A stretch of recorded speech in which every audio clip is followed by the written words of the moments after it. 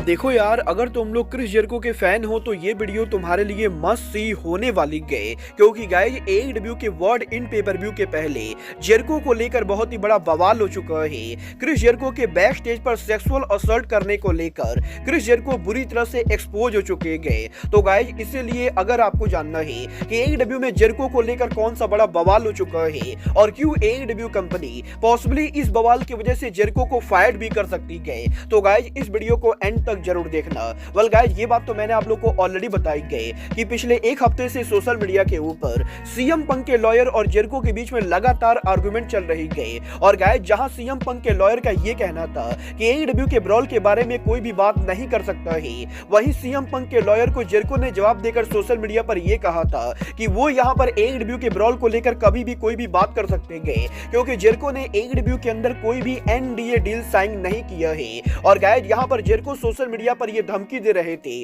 कि वो यहां पर सीएम पंक और एस स्टील के बैक स्टेज बिहेवियर को एक्सपोज करेंगे। और गाइस, यही जेरिको के इन फालतू बातों के बाद सोशल मीडिया पर पिछले एक हफ्ते से लगातार सीएम पंक के लॉयर और क्रिस जेरिको के बीच में बैक एंड फोर्थ आर्गुमेंट चल रही थी। और गाइस, यही अब इस पूरे आर्गुमेंट के बाद सोशल मीडिया पर हाउस ऑफ रेसलिंग के रिपोर्टर निक हाउसमैन इस पूरे ब्रॉल के अंदर शामिल होते गए, जहां पर बेसिकली निक हाउसमैन एक ट्वीट करके ये कहते गए कि क्रिस जेरिको की वजह से भी एईडब्ल्यू के बैक स्टेज के ऊपर काफी सारे लोगों को प्रॉब्लम हुई गई। और गाइस, बेसिकली रिपोर्टर निक हाउसमैन ये आरोप लगाते गए कि क्रिस जेरिको ने भी एईडब्ल्यू पे ऐसे कई सारे कांड किए हैं, जिसकी वजह से एईडब्ल्यू के अंदर काफी सारे लोगों ने एनडीए डील साइन किया है। और गाइस, यही निक हाउसमैन के इस बड़े आरोप के बाद क्रिस जेरिको सोशल मीडिया के ऊपर रिपोर्टर निक हाउसमैन को ब्लॉक कर देते गए। और गाइस, यही जेरिको के निक हाउसमैन को ब्लॉक करने के बाद अब आज यहाँ पर निक हाउसमैन के लेटेस्ट पॉडकास्ट के ऊपर निक हाउसमैन ने जेरिको को बुरी तरह से एक्सपोज कर दिया है। गाइस, यहाँ पर आज निक हाउसमैन के लेटेस्ट पॉडकास्ट के ऊपर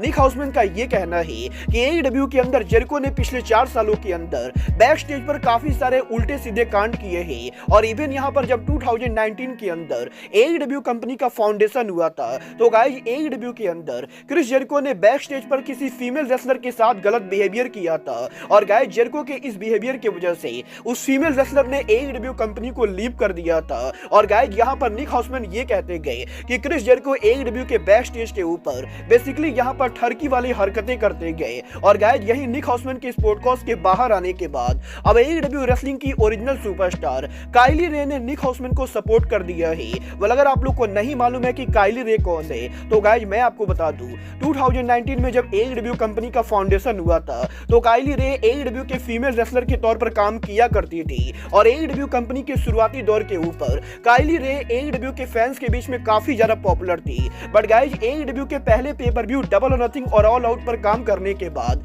काइली रे सडनली यहाँ पर 3 ही महीने के अंदर एईडब्ल्यू कंपनी को क्विट कर देती गई। और गाइस, जब यहाँ पर टोनी खान से ये पूछा गया था कि आखिर काइली रे ने एक बैग एईडब्ल्यू कंपनी को क्यों लीव किया है, तो गाइस टोनी खान का बेसिकली ये कहना था कि काइली रे ने एईडब्ल्यू कंपनी से उनका रिलीज मांगा था। और गाइस, काइली रे के रिलीज मांगने के बाद टोनी खान ने काइली रे को कंपनी से रिलीज कर दिया था। और गाइस, उस समय जब टोनी खान ने ये बात कही थी, तो गाइस उस समय भी काफी सारे लोग को ये समझ में नहीं आया था कि आखिर एक बैग काइली रे एईडब्ल्यू कंपनी को क्यों लीव कर रही गई, क्योंकि गाइस उस टाइम के ऊपर एईडब्ल्यू के फैंस काइली रे को काफी ज्यादा पसंद कर रहे थे। और गाइस, उस समय एईडब्ल्यू से काइली रे के गायब होने के बाद अब 4 सालों के बाद ये खुलासा हो रहा है कि एईडब्ल्यू के अंदर क्रिस जेरिको की वजह से काइली रे ने एईडब्ल्यू कंपनी को लीव किया था। वेल गाइज, आज यहाँ पर निक हाउसमैन के काइली रे और क्रिस जेरिको के इंसिडेंट को लेकर बात करने के बाद अब जब यहाँ पर सोशल मीडिया पर काइली रे भी निक हाउसमैन की बात से एग्री कर रही गए, तो गाइज 4 साल पहले के काफी सारे ईमेल सामने आ रहे गए। और गाइज, अब यहाँ पर इस चीज को लेकर खुलासा हो रहा है कि जब यहाँ पर एईडब्ल्यू कंपनी को लेकर फाउंडेशन हुआ था और एईडब्ल्यू शुरुआती दौर में उनके सोच कर रही थी, तो गाइज एक बार एईडब्ल्यू के बैक स्टेज के ऊपर जब यहाँ पर काइली रे एईडब्ल्यू के मैनेजमेंट से ये पूछती गए कि उन्हें यहाँ पर एईडब्ल्यू के शो पर क्या करना है, तो गाइज एईडब्ल्यू का कोई हायर ऑफिशियल काइली रे से ये कहता है कि काइली रे को क्रिस जेरिको के लॉकर रूम में जाना चाहिए। और गाइज, वहां पर जेरिको के साथ काफी सारे हायर ऑफिशियल है जो यहाँ पर काइली रे को ये बताएंगे कि काइली रे को शो के ऊपर आज यहाँ पर क्या करना है। और गाइज, बेसिकली काइली रे से ये कहा जाता है कि जेरिको के लॉकर रूम में काफी सारे ऐसे हायर ऑफिशियल है जो यहाँ पर काइली रे को बताने वाले हैं कि शो पर उन्हें यहाँ पर क्या करना है। बट गाइज, जब यहाँ पर काइली रे जेरिको के लॉकर रूम के अंदर जाती गए, तो गाइज वहां पर जेरिको के अलावा कोई भी नहीं होता ही। और गाइज यहाँ पर काइली रे के जेरिको के लॉकर रूम में जाने के बाद जेरिको यहाँ पर लॉकर रूम के डोर को शट कर देते गए। और गाइज जब यहाँ पर काइली रे लॉकर रूम से बाहर आती गए तो वो यहाँ पर काफी ज्यादा फ्रीक आउट कर रही थी। और गाइज AEW के बैक स्टेज पर इसी इंसिडेंट के बाद काइली रे ने AEW कंपनी से अपना रिलीज मांगा था। और गाइज अब यहाँ पर इस पूरी स्टोरी के बाहर आने के बाद बेसिकली यहाँ पर जेरिको पर यह आरोप लग रहा है कि क्रिस जेरिको AEW के बैक स्टेज के ऊपर उनके पावर का यूज करके फीमेल रेसलर्स को सेक्सुअल असल्ट करते गए। और बेसिकली WWE के अंदर विंस मैकमैन जो किया करते थे जेरिको वहां पर AEW के बैक स्टेज पर ये सारी हरकतें करते गए। और अब जबकि काइली रे सरेआम सोशल मीडिया पर आके इस पूरे रिपोर्ट को एग्री कर रही गए तो गाइज कहीं ना कहीं इन बातों के अंदर काफी ज्यादा सच्चाई लगती गई। वेल गाइज एक बात तो पूरी तरह से क्लियर है कि कल यहाँ पर AEW के वर्ल्ड इन पेपर व्यू के मीडिया स्क्रम के अंदर डेफिनेटली मीडिया यहाँ पर टोनी खान से इस मामले को लेकर बात करने वाली गए। और गाइज देखना बहुत ही दिलचस्प होने वाला है कि जेरिको के ऊपर सेक्सुअल असल्ट के इतने बड़े चार्जेस लगने के बाद आखिर यहाँ पर AEW कंपनी इस चीज को लेकर क्या कहती गई। वेल गाइज एक बात तो मैं क्लियर बोलना चाहूंगा कि अगर यहाँ पर सच में AEW के बैक स्टेज के ऊपर क्रिस जेरिको ऐसी ठरकी हरकतें कर रहे गए तो गाइज टोनी खान को लात मारकर जेरिको को कंपनी से बाहर करना चाहिए।